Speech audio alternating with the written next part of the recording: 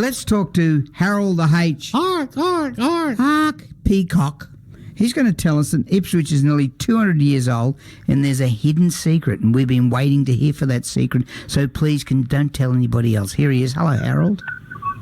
Good morning, Danny. There's good reason to this story because today's a bit of a historic day. In fact, this month has been a historic month for Ipswich for a number of reasons. Well, you take it away in that bird and the lovely bird in the background. What have you... Listen to the lovely bird. Yeah, it's beautiful. I'm actually sitting out in the car park now because I've got to, I've got to earn some money to pay for the fundraising trip I'm doing later this month, which I'll tell you about later up the Torres Strait. Well, tell us. I'll get onto that. Yeah, go on. Yeah, but look, right now, I couldn't let July go past without calling out what is the 196th birthday of Ipswich. And so in doing so, I'll tell you about three people who are really important to the history of the town. But there's also a twist to the story, and that's that forgotten hidden secret I told you about. Now, it was at sunset on the 11th of July, 1827, that's 196 years ago early this month, that Captain Patrick Logan landed on the banks of the Bremer River near where Ipswich is today. Now, he'd rowed upstream for 11 hours, and because of what he discovered, Captain Logan established a lime burning operation here. Now, an overseer and 5 convicts were sent here to quarry the limestone, which in fact built Brisbane. Wow. Now, the local Aboriginal mob called the area Kudjera, meaning place of red stemmed gum tree, but for the settlers it was called the Limestone Hills, and later shortened to Limestone. And there was even a limestone sheep station here. Now, Captain Logan was, of course, a commandant of the Moreton Bay penal settlement until his death in 1830, when he was killed by Aboriginals here in the Ipswich district. So his time here didn't end well. Now, his settlement at Ipswich only happened thanks to the Bremer River. And the river was named after Sir James John Gordon Bremer.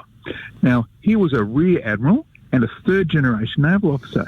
He served in the Napoleonic Wars, the First Anglo-Burmese War, and the First Opium War in China. Wow. In 1824, he sailed through the Torres Strait. And by the way, like I said before, that's where I'll be in a couple of weeks' time, researching history and raising money for the charity drug arm. But more on that later.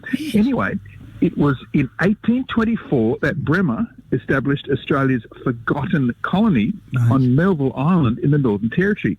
It was abandoned just 4 years later in 1828, which is why, Danny, you've probably never heard of that colony before. There could have been a seventh state. Never. Anyway, it was the same year, 1828, that the Bremer River was first named Bremer's Creek. Wow. And it is exactly 182 years ago today, on this day, on the 29th of July in 1841, that James Bremer received his knighthood. And, of course, Sir James is immortalised today in the name of West Bremer Radio. So on West Bremer Radio, it's Knighthood Day. Well, he's our patron. He is our patron. He's dead, but he's our patron. Yeah, that's right. Anyway, he lives on. He's never dead. But the third of the men I'll tell you about is Sir George Gipps. Now, he was the governor of the colony of New South Wales. Now, during an official visit to Moreton Bay in 1842, he called in here at the Limestone settlement. He liked it so much that he changed its name. So it was Gipps who changed the name from Limestone to Ipswich, which of course it is today. Now, the name Ipswich is after the town in Suffolk, England, which is, in Anglo-Saxon times, it was known as Gipswick.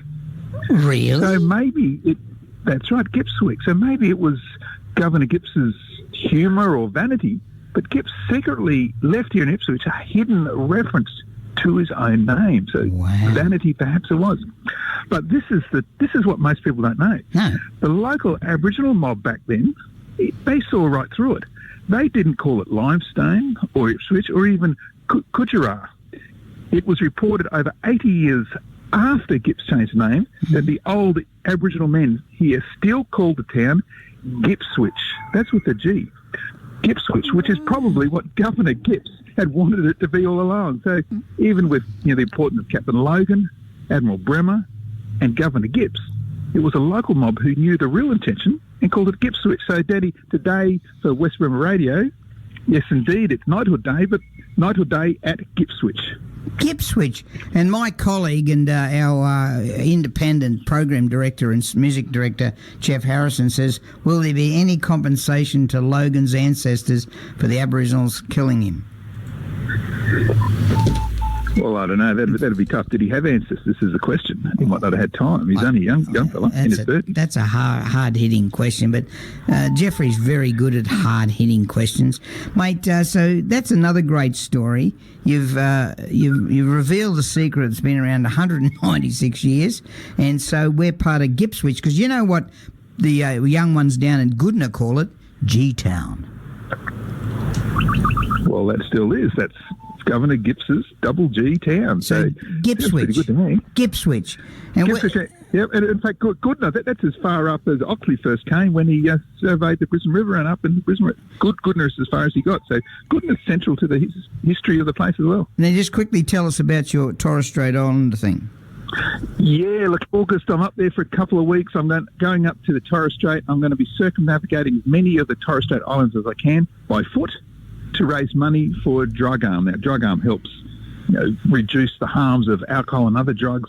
And in fact, we're opening up a new office there in Ipswich. I think in the old mall space. That's just coming up in the end of the month, end of next month. A new office in Ipswich for Drug Arm. So if anyone can support the work of Drug Arm, which has been around for 174 years, please donate. Go to historyouthere.com and you can see the link there to donate to Drug Arm.